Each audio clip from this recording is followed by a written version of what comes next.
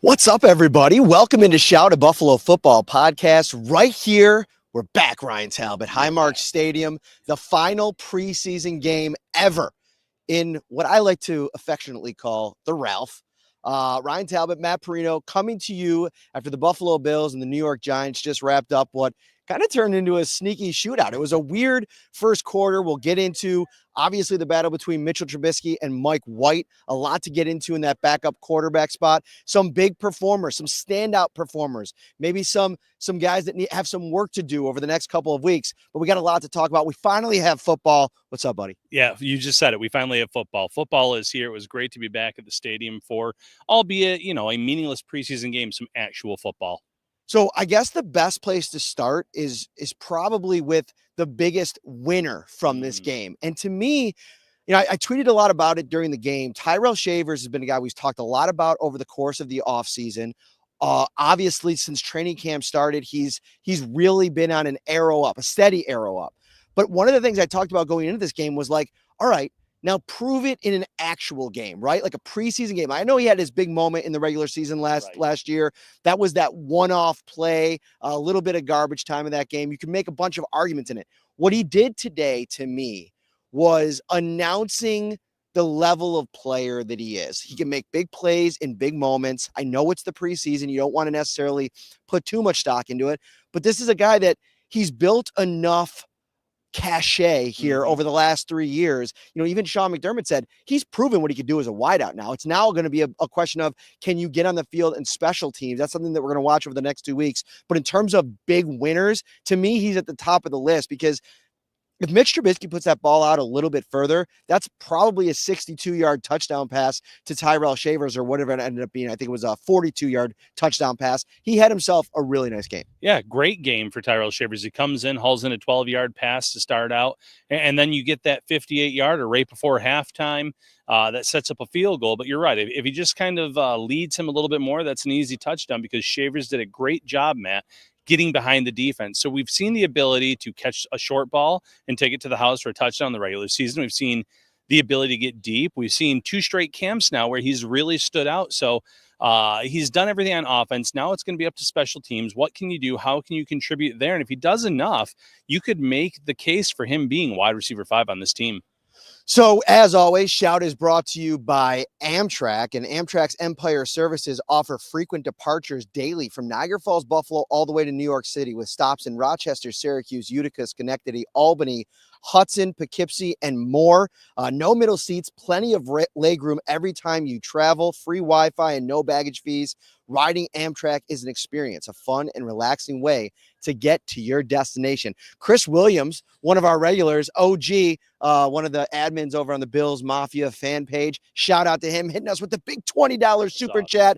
Football is finally here. My juices are flowing, man. I'm really hyped up. I had a fun time covering this game, and every time we can kind of get together, it's a big time plus for me. Yeah, it's always a big win for us. And, speaking of Amtrak, I think that we would agree Tyrell Shavers would probably be our Amtrak hype train player of the game. I'm going to go with the guy on the defense side of the ball, though, that might be second on my list, and that's Jordan Hancock, Matt. Rookie that the Bills drafted this year out of Ohio State. And he had a little bit of a roller coaster summer at training camp, because the Bills have put so much on his plate. They know that he can play safety. They know that he can play outside cornerback. He could play nickel cornerback. And they've put so much on him in terms of learning and growing that he had some down practices. But, man, today on the field, I would argue that he was one of the 2 or 3 best defenders on this team. You saw him get a lot of pressure. He was blitzing at times, and he looked really good in that role. He had some great open field tackles, some big thuds, an interception that was then negated, obviously, by an offside penalty on Landon Jackson. But he did a little bit of everything. When you look at this secondary, you have Taron Johnson go down in the game, obviously gets cleared for the concussion protocol, but he's someone that low-key has been banged up a little bit the last 2 years. You talk about the safety room. We're sitting here still waiting for Taylor Rapp and Cole Bishop to come back. Jordan Hancock can wear a lot of hats on this team, and it wouldn't shock me if he plays a pretty sizable role as a rookie. So Jordan Hancock, I got a chance to catch up with him a little bit in the locker room just now. And one of the things he said that has been an emphasis point all offseason long is the ability to play fast out there. Because a lot of times you're still learning a lot on the fly here. But being in the right place at the right time, there's a certain level to that. But when you're playing fast, you're flying around out there, which I think was pretty obvious to anybody watching this game. You put yourself in a position to make plays. And I know that the fumble didn't end up hitting the ground and wasn't ruled a fumble, and the interception was negated by the offsides penalty. Those are bad plays, but those are still pluses when you're going back through the tape on a young player who is going to have to do everything he can to earn one of these depth roster spots. I thought there was one play in this. We finally saw Derek Forrest on one play today where I thought he kind of came up in run support, made a big hit. It might have been on a short pass play. I can't remember specifically, but he's going to need more of that. But I think a game like this for a rookie that they invested a draft pick in, it says a lot about where Jordan Hancock is. Yeah, absolutely. The ability to play fast as a member of the secondary is huge, because the second you start thinking back there, the second you're going to get beat on a play or bite on a fake or something like that. So the fact that he came out here and played so fast was really encouraging. All right, let's get to I got to go there. Right up next. We'll get to one of our big duds of the day, and I hate to put too much shade on, because I like Zach Davidson a lot. I mean, right. I've had a chance to talk to him a couple of times, but in this spot, you really have to do your best to make an impression, because they spent out a day 3 pick on Jackson Hawes. That doesn't guarantee him a spot, but we know their history. That usually means a 4th or 5th round pick is going to get a year to kind of get in the system and prove their worth. I mean, obviously they like Jackson Hawes, and we'll talk about him in a second. He had his own down play in this game, but for Zach Davidson, there's 2 drops in this game, one in the short game, one in the long game. And if I could ever see an arrow to the heart of Ryan Talbot, that would, to me, would be what it looks like, because you're a big fan of Zach Davidson and what he can do in the passing game, and that's where he is meant to shine. And so when you have an opportunity to make a play like that, it doesn't go your way. That, to me, is like one of those ones that kind of notches him down, maybe not necessarily on the depth chart, but in terms of what he's got to kind of make up for over the next couple of weeks. Yeah, you watched that first deep ball that went his way, and at first I thought brutal drop on his part, and it still was bad. It's a ball he 100% should have caught. It was a little bit behind him. The defender did come in and end up making a decent play on the ball. But if you're Zach Davidson and you're trying to do everything possible to show that maybe you should be that third tight end over a rookie in Hawes, you need to come up with that play. And then later on, he just drops a short one right across the middle where he's open again. That's not going to bode well for him. I still think he's talented enough to be on the practice squad for this team, but some missed opportunities for sure. I mentioned Jackson Hawes, and one of the big questions about him was his hands coming out of school, right? Mostly known for his blocking ability. I thought he had a really good spring. I thought he showed his hands pretty well. We get out in the game and he gets the one opportunity in the short passing game and drops it in a day where the depth tight ends just didn't have themselves a great day. Dawson Knox ends up getting the Bills on the board with a nice touchdown early in the game, which kind of gives you a little bit of a glimpse into where he is health-wise, which I think you get excited about from a regular season perspective. But in terms of Hawes, that's one of those ones where you got to put that out of your mind quickly. You have to figure out a way over the next week to bounce back. I know training camp's over, but these practices are still mega evaluation periods for the coaching staff. And for Jackson Hawes, you got me thinking Spencer Hawes. Now you're putting putting that in my head. For Jackson Hawes, it's got to be about how you bounce back. And I think he could take a page out of a Jordan Hancock's book with the way that he's kind of onboarded himself, playing fast. Maybe having a couple of bad days, putting it behind him, and then coming out and having a big day today. Yeah, he looked like a blocking tight end today for sure, but he did show some good hands in the spring. I would argue, though, Matt, that this upcoming week is going to be the most important week of the summer for Hawes and a lot of these other players, because in addition to this preseason game coming up on Sunday night against the Bears, you also have the joint practice. That's going to be big because you're playing against another team. All those reps that he has, if he can get some wins out there and look the part, it's just going to help his, claim. I think he's pretty safe and locked in as tight end 3, but you want to see more out of him this upcoming week. It's crazy to think about this because I'm gonna say arrow up or stock up, however you want to phrase it, for both Mike White and Mitchell Trubisky. But man, it's like both of them coming into the game when they did, they inauspicious starts, very slow starts. I mean, Mitch Trubisky kind of settles into his usual MO, checking it down, working in the short passing game, a couple of punts early, and you're like, all right, get going. Then he shows off his athleticism and rips a throw over the middle to Josh Palmer off balance. And it's like, man, Mitch, do that a little bit more, man. He has the pass to Tyrell Shavers, ends up going for a team high 132 passing yards, had the touchdown. Mike White comes in. He has a near pick 6 on the sideline. Yeah. And then he gets sacked on 3rd down. The Bills have to punt. He rebounds from that and has himself a great rest of the afternoon. And I thought the guy that I've been standing for all training camp long, KJ Hamler, huge touchdown, showed his separation ability, showed his speed at the next level. I want to take you into that play, and then I'll get your thoughts on both of these guys' game. I talked to Mike White in the locker room just now about that play, and it was a cover zero blitz from the Giants, and he recognized that pre-snap, moved some of the protection over to the left side, and he made a shout out to one in particular player, Kendrick Green, who had to block two guys on that play. If Kendrick Green doesn't make that block and hold up those two guys, Mike White is probably sitting on his butt and sacked, and that play is never able to happen. He's able to roll out to his right, ends up making the play down the field. Kendrick Green is a guy that we didn't make not a lot of fanfare when they signed him in the offseason. But again, one thing we did talk about on the show is like, okay, Aaron Cromer signed off on this. He has a history of finding guys that other teams maybe don't want or don't value as highly, getting them into the system and making them into a key cog. And even if that ends up being in a backup role, that's still significant. And so I think Mike White, Trubisky, both played well. That was one of the biggest plays of the day. A lot of takeaways from that singular play. Yeah, both guys needed about 3 series before they got going. They both made some good throws. I would say Trubisky had some better throws in this game. The ball downfield to Shavers that, again, could have been a touchdown, but a little bit behind him. The ball to Davidson was definitely catchable. But it was still a great day for both guys. 2 touchdowns, obviously, from Mike White. I thought Mike White was a little bit better in training camp. So this battle's still going to go on. But for that specific play, love the question you asked Sean McDermott about, the offensive line having to call kind of an adjustment on the play in terms of a shift. And having that kind of communication. And McDermott pointed out, these are guys that aren't usually playing together, getting a lot of reps together. So the communication was outstanding, gave a lot of props to White for that, the O-line. And Kendrick Green, let's not forget, this was a day 2 pick, I believe, of the Pittsburgh Steelers. He was with the Houston Texans most recently, and it hasn't panned out in either of those spots, but the talent was there at one point where people thought he could develop into this, a high-quality starter. And now you see a play like that with Aaron Cromer coaching him up, and maybe he'll play a key depth role on this team. If I see 2 more preseason games with Mitch Trubisky, and I see at least a series or 2 of what we saw in the last couple from him, to me, that may elevate him back to the top. And you hope to convince a Mike White to hang around on the practice squad, because now I'm not saying that what Mitch Trubisky did today necessarily won him the job, but I do think that the Bills may just default to him because of the continuity, how far he goes back with Josh. And I also think Mike White is a super brilliant young quarterback in the league from a thinking the game perspective. And that's something that when you're talking about a guy in the backup role, having that in your room, I think is really important. But I think, to me, Mitchell Trubisky can do so much to make his case by going out there and taking some chances, especially like we saw when you're going up against backups.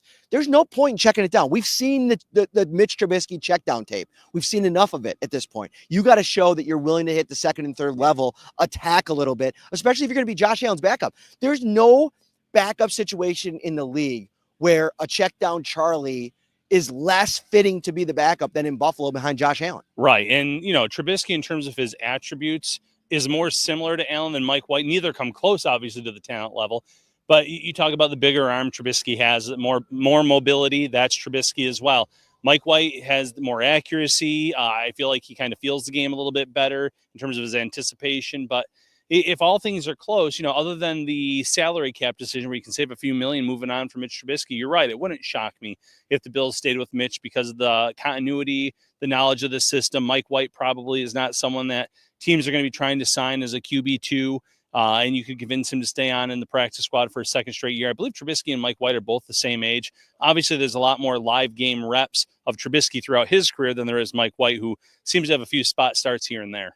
We talked about 2 quarterbacks. I want to pivot here quickly, talk about 2 rookie defensive linemen, because I thought, to me, despite the defense, I wrote about it in the first half. I mean, not good on third down, not good against the screen pass, not getting off the field, letting rookie quarterback Jackson Dart come in here and kind of get comfortable slinging around a little bit. But there were a few plays where I think you could take the tape to the room and say, okay, TJ Sanders on the touchdown pass to Montrell Washington, dude, that pressure was legitimate. I mean, He won his one-on-one, got in the backfield, was immediately in Dart's face. And the thing is, if Dart's going to get rid of the ball that quickly, he gives his team a chance to make plays like that. And fortunately for him, Washington beat Jackson down the sideline. I didn't even think it was awful coverage after watching it back. It was just, he won a little bit. Jackson couldn't get back to the catch point. But in terms of Sanders, if he's going to add some pressure juice as part of the rotation, we'll get to the other one in a minute. To me, that's huge. Yeah, literally. Absolutely. And the other one I thought even had a better day, which we'll get to in a minute.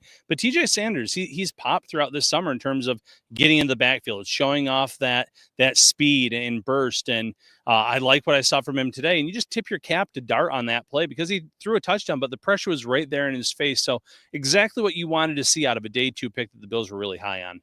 Deion Walker. I very much was wondering, all right, I kind of wrote about him a little bit, spent a little time on him a little bit during training camp, and you're like, I'd kind of like to see this in a game and see what it looks like before I really kickstart that Amtrak hype train, right? But today, to me, what we saw in a limited amount of snaps was everything that I think the Bills could hope for in this particular player as DT4 behind all of these other guys. I mean, you have Ed Oliver, Daquan Jones, Ogunjobi when he gets back. You have some veteran presences on the interior. To me, if you're going to get that kind of get off, that ability to move blockers and then make plays in the backfield, he had a batted pass today. And I'm not naive enough to think that you're just going to go to Baltimore against Baltimore in week 1 and Deion Walker is going to go against their top offensive line and have that kind of consistent success. But if you can have him in a 20% snap role and he can find a way to affect games in a limited role like that with his size and speed, to me, the Bills have found something there. Yeah, Bills Mafia. Men that size should not move like that. It is freakish. It's crazy. Both plays. The first play, he just all of a sudden blew by his guy and was in the backfield, gets his hand on the ball, pass deflection, and it leads obviously to a big positive play for this defense. He does it again later in the game where you look at this guy and you're like, how is someone that size, 340 plus pounds, moving that way? He can become a real weapon for this team. We've talked about the 2023 tape versus the 2024 tape. 2024, he had a back injury. It really limited him. It really hurt him. 2023, there were people talking about how he could have been the first defensive tackle off the board had he declared. He's looking a lot more like the 2023 player than he is 2024 right now. So, the Bills, it's still early. No regular season games have been played yet. They have to be thinking, man, we hit the jackpot on this guy, getting him on day 3 based on what we've seen so far, because there were very low expectations. We might have to bring him along slowly. The back injury could be a redshirt season. Now you're sitting here talking about maybe a 20% snap share as a rookie and making big plays, getting penetration in the backfield and making plays against the run. The latest on James Cook was provided by Sean McDermott right after the game today.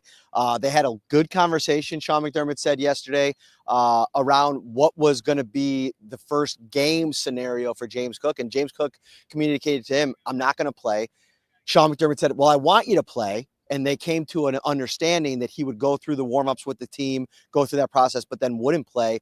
Sean McDermott said there's not much more to add to it. There's no change in the situation. He's still holding in, if you will. I think it was a good sign that he was willing to at least go through that portion. He was stopped by Tim Graham from The Athletic on his way out of the locker room, asked for a second. He declined. So obviously the frustration is there, right? There's frustration on probably both sides of this thing. It's been something that I think both sides, more so on Cook's side, has been something over the months, probably wanting to have a little bit more energy around or urgency around getting a deal done. The Kyren Williams deal is kind of in the backdrop of all of this now. But, from my limited conversations, I mean, this could be something that kind of trickles into the regular season. I'm not ruling that out as a possibility, but you do kind of get the sense that there's a level of frustration on both sides.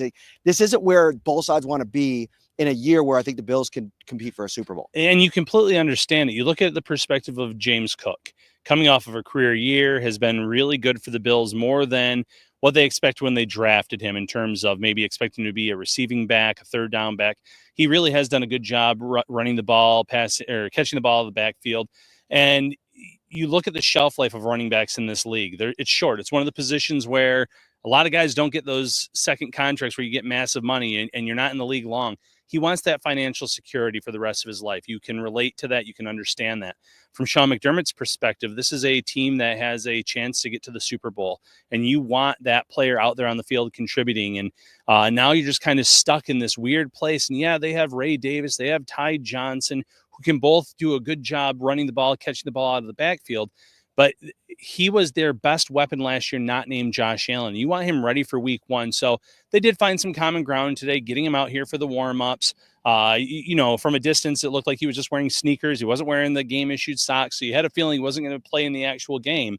But now you're just hoping over this next week, maybe contract talks get closer and closer. Maybe you can get him out there and participating a little bit more. But it would not surprise me if the hold-in continues. And like you said, could it continue and trickle into the regular season? Absolutely. The complicated part for me on the Cook side is like you have this double-edged sword where you want to kind of put some pressure on the organization, but at the same time, those 17 games that you're going to get are valuable to the business that you're going to want to conduct at the end of the season with other teams. If it ends up being that you leave Buffalo, or whether it ends up being Buffalo. The thing for me right now, I think that the Bills, if they have to rely on a Ray Davis, Ty Johnson dual threat backfield, they're comfortable with it, but it's not, to me, the ceiling of what this thing does. And I think that three-headed monster of Cook, Johnson, and Davis really changes the complexion of what this offense could be. And I think the Bills know that. And so I think it's going to be about, can you get to the regular season? Can you get him back on the field? You're going to get him back on the field at some point. I don't foresee this thing ending in a trade of James Cook, especially in a year where he's arguably your top weapon going into the season. But it's going to be interesting to see. I thought Ty Johnson looked really good today. Yeah. I think in a larger role and with a little bit of his injury history, there's concerns there about his durability and being able to maybe handle a larger workload. I think Ray Davis will be able to handle a big bulk of that as well. But I think you really are comfortable with those two backs, but in a perfect world, you'd love to have Cook. Yeah, because the one thing that those two don't have is the explosiveness of James Cook, where Cook can take a short pass the distance, a short run, just get a little bit of daylight, and he can be gone. Both of those guys are capable of doing that as well, but they don't have the same burst, the same acceleration. They could get caught from behind. So you want one of your best playmakers out there come week 1.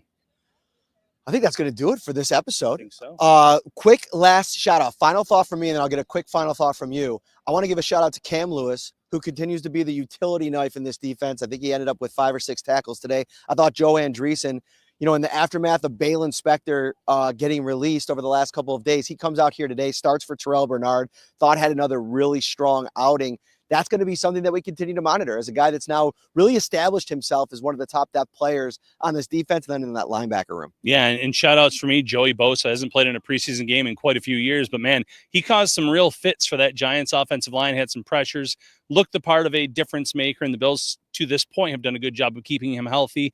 And then also to KJ Hamler, he was one of the best players in that first episode of Hard Knocks from an entertainment perspective. The pregnancy pillow, the children's scooter, comes out today and scoots by the defense for a huge touchdown. I talked to Joey Bosa in the locker room too, to add on to that. And he basically told me it was cool playing next to Ed Oliver. And over the next couple of weeks, he's going to learn more about what it means to play next to a guy that it's able to fire through the B gap the way that Ed Oliver does. And he's excited about that because they're going to build their chemistry over the next couple of weeks and then let it really start to soar in the start of the season. Head over to Amtrak.com right now. Book your next trip, all of your travel through Amtrak.com. They got you hooked up all the way through New York State and beyond. For Ryan Talbot and Matt Parrino from Highmark Stadium, we will see you very soon. We're here. We started. The NFL season is underway. Take care, everybody.